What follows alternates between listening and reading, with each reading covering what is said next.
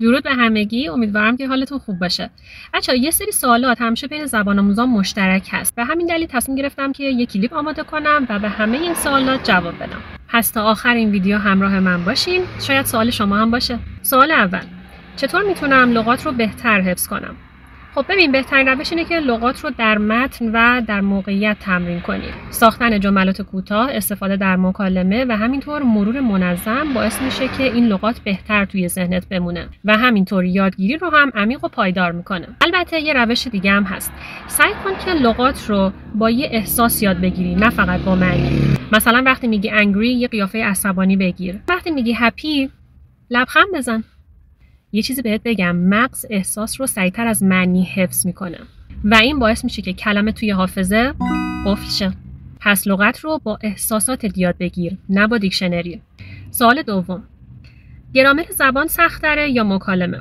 ببین، گرامر پایه و ساختار رو شکل میده، ولی مکالمه مهارت کاربردی روزمره است و بدون شک ترکیب گرامر و مکالمه سریع‌ترین مسیره.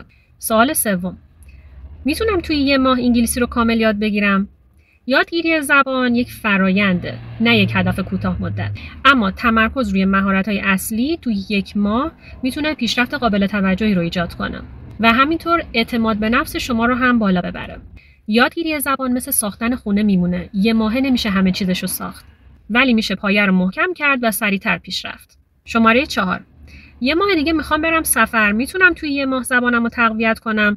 بله، اگه با برنامه‌ریزی درست پیش برید قطعا این اتفاق میفته، به شرطی که تمرکزتون روی لغات کاربردی و مهم در سفر باشه و همینطور تمرین مکالمه روزانه قطعا میتونه تجربه سفر رو برای شما لذت بخش کنه. سوال بعدی: چقدر باید هر روز زبان تمرین کنم؟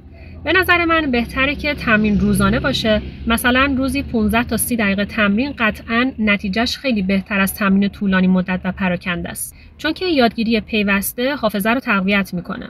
چطور از اشتباه کردن نترسم؟ اشتباه کردن جزئی از فرایند یادگیریه و هر خطا قطعاً میتونه یه فرصتی برای رشد باشه.